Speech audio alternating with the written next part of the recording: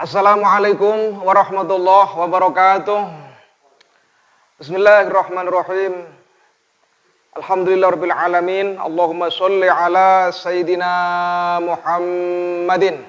Kita salawat semuanya ya. Allahumma sholli ala sayidina Muhammadin.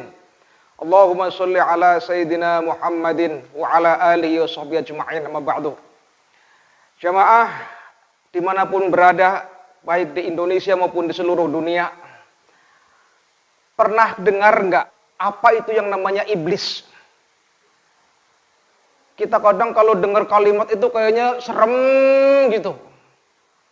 Memang menyeramkan.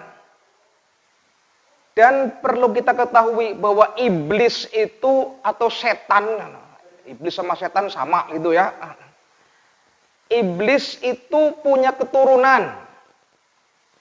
Di dalam kitab Al-Maraqiyul Ubudiyah, di sana dijelaskan katanya setan atau iblis itu punya anak jumlahnya 9 dan masing-masing punya nama serta ada tugasnya masing-masing. Mari kita bahas.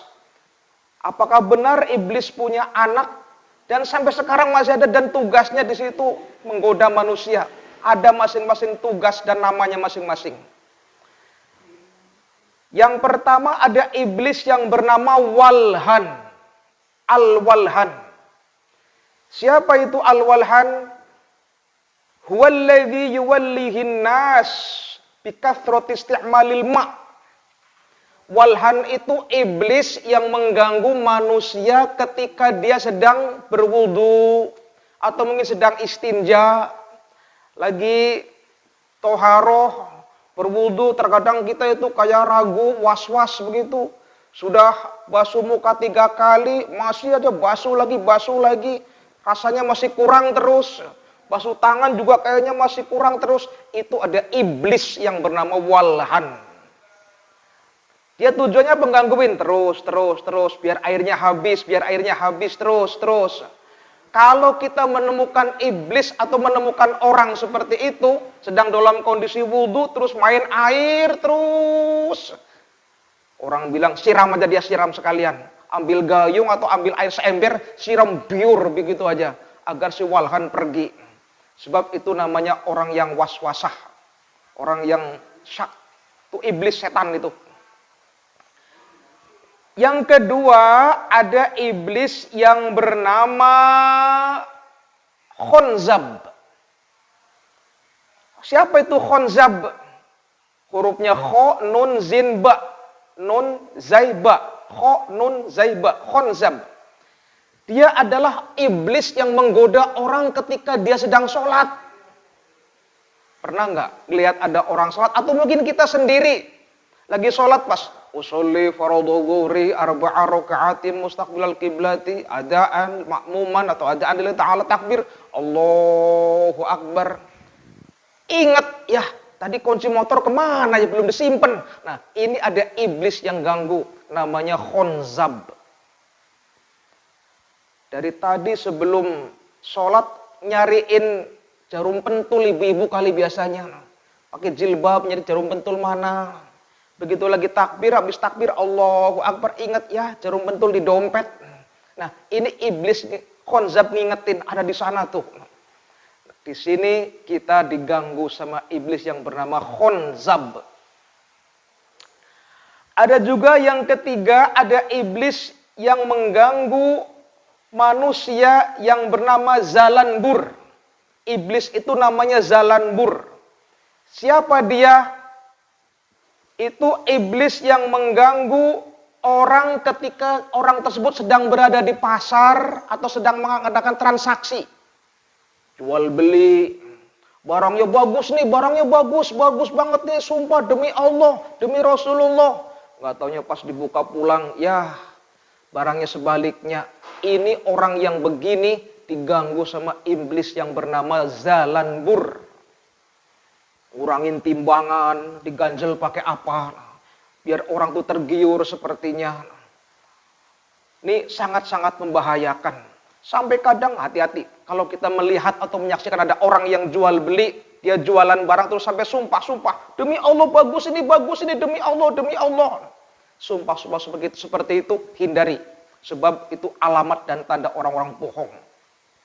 Penjual-penjual yang membahayakan. Itu diganggu sama iblis yang bernama Zalanbur. Kemudian yang berikutnya ada iblis yang bernama A'war. Al-A'war.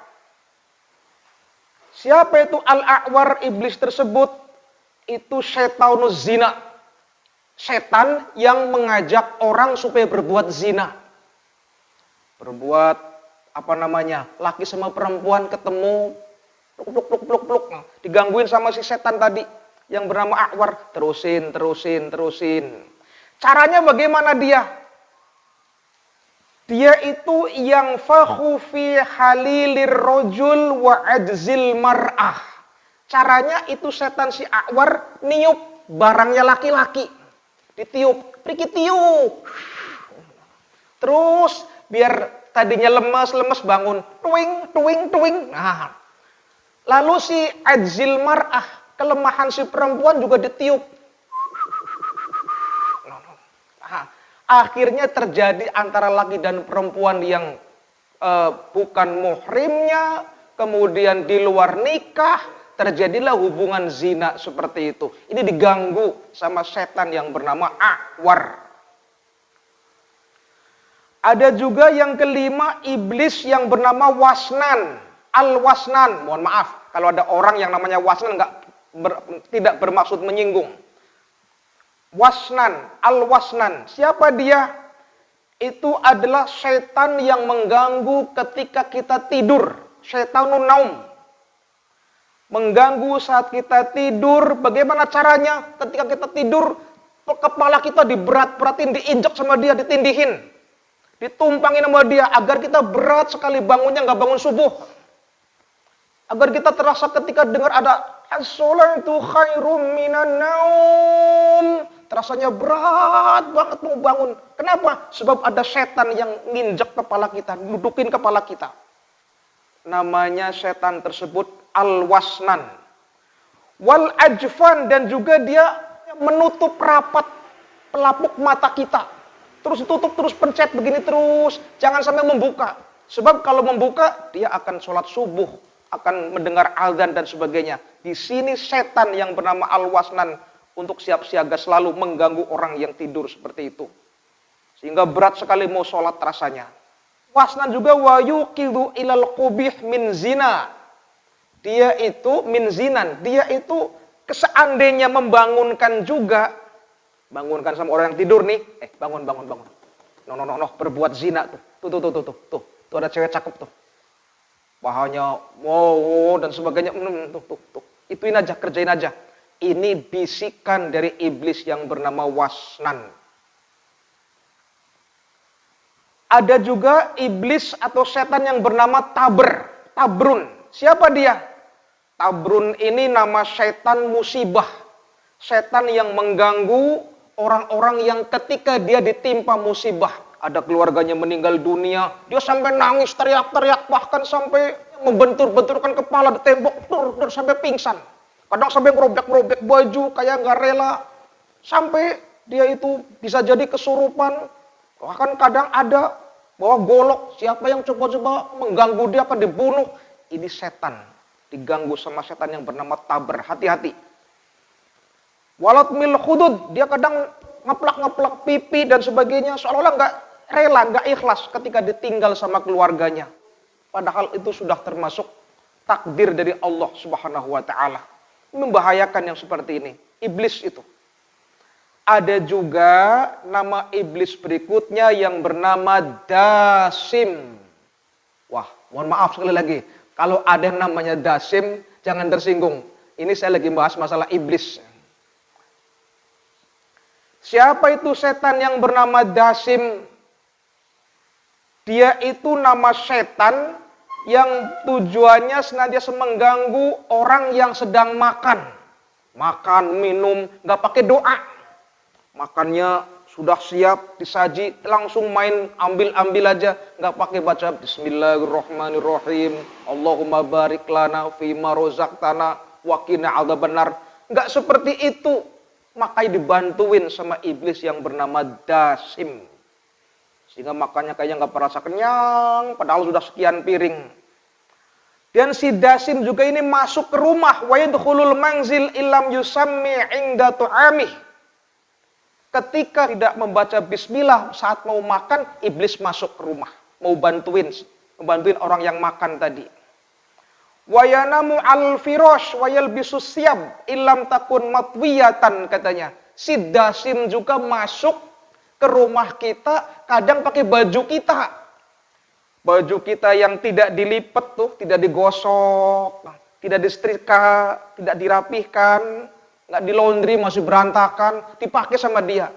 Jangan kaget kalau suatu saat umpamanya ada orang yang lagi ngelamun di dalam kamar sendirian, tiba-tiba kayak saudaranya sendiri lewat tadi, padahal bukan saudaranya, padahal suaminya lagi di kantor atau mungkin istrinya lagi di luar.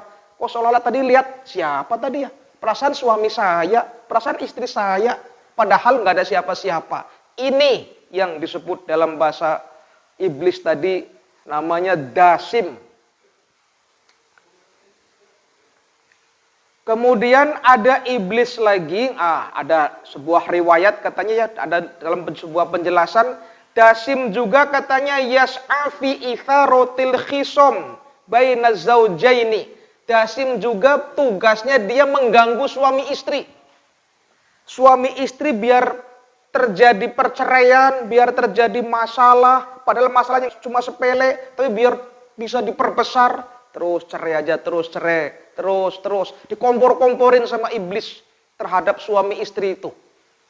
Makanya hati-hati suami istri ketika sudah dalam kondisi permasalahan yang mencuat, maka banyak-banyak baca istighfar, mohon ampun kepada Allah Subhanahu wa taala. Karena kalau tidak, Dasim akan ambil kesempatan semaksimal mungkin agar tergoda sehingga dua-duanya suami istri tadi akan terjadi perceraian.